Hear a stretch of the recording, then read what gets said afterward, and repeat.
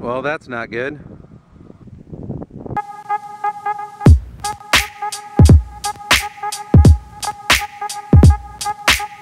Well, I was hoping to get some footage of it on the tow truck, but they came and got it while I was at work, and it's just completely packed.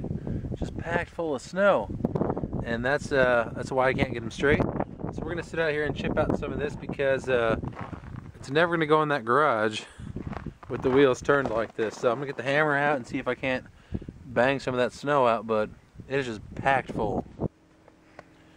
After going at it for about 30 seconds with the hammer, I realized, duh, just take the wheel off.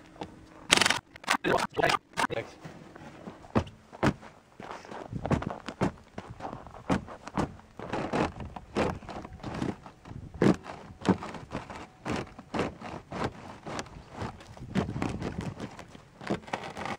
Did that get me anywhere?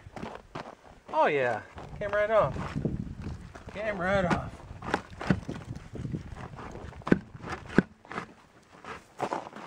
Look at that. I mean, look how much snow is just packed in around all this. Okay, we'll get all this out of here. Oh yeah, that was well worth the time taking the tire off. We'll get all this cleaned out here, put the tire back on, and get it put inside.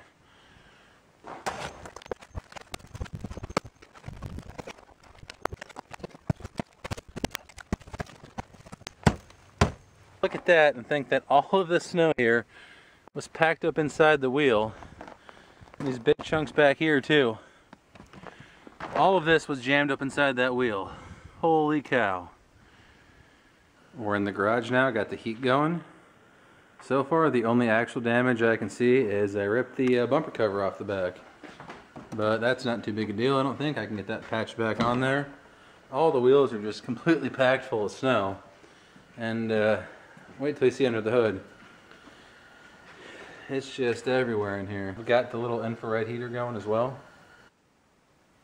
Well, it's been a couple days now and I finally got all the snow out of here. I kept turning the heat on in the garage for a couple hours overnight, and even during the day it stayed in the mid-40s in here, but it still took 2 or 3 days for all the snow to melt out. There was just so much, you know, packed in around every little nook and cranny here, and I pulled this little insert out of the grill and just dug it all out of here too. So we're going to pull the wheels off, inspect everything, make sure we didn't tear anything up when we were in the ditch, check the brake lines out, that kind of deal, and just see what's what. So here's a quick tip for you. If you've got a heat shield like this one that's fallen off and it's rattling around like this, you can take yourself a hose clamp and fish it up around there, which this will be the most tedious part usually, is getting to come back out the other side.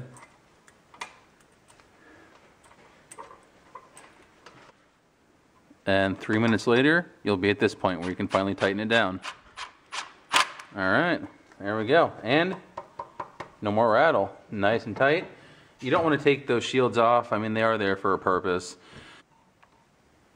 Upon further assessing the damage, I've discovered we have a fog light here. Over here we have a hole with snow in it. But if you look underneath, where is it at? There it is.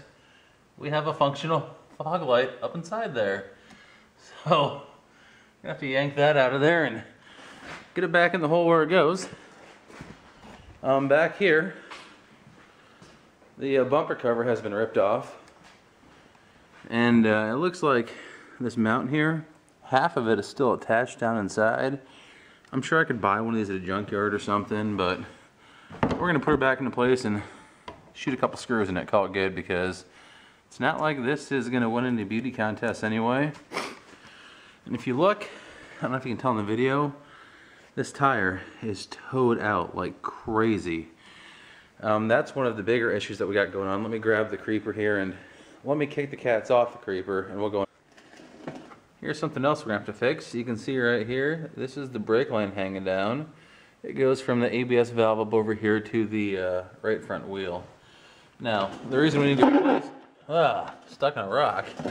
The reason we need to replace it is not because it's pulled down, but... You can see right here, it's pinched completely flat from when it got twisted around. Now the problem is going to be not actually replacing it, but the fact that both of these front calipers the bleeder valves are seized.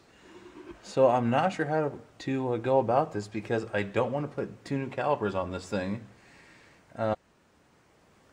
The tires are about the only good thing on the car. They're virtually brand new, which is kind of funny seeing as it ended up in the ditch. Now, I'm really thinking about getting rid of the car actually. You know, by the time I put 2 new calipers up front, that control arm in the back, and some other things I'm sure I haven't even found yet, it could start adding up pretty quick, especially when you consider the thing's 17 years old. It's got over 200,000 miles on it, the tranny slips. And then you get underneath of it and you start seeing stuff like this.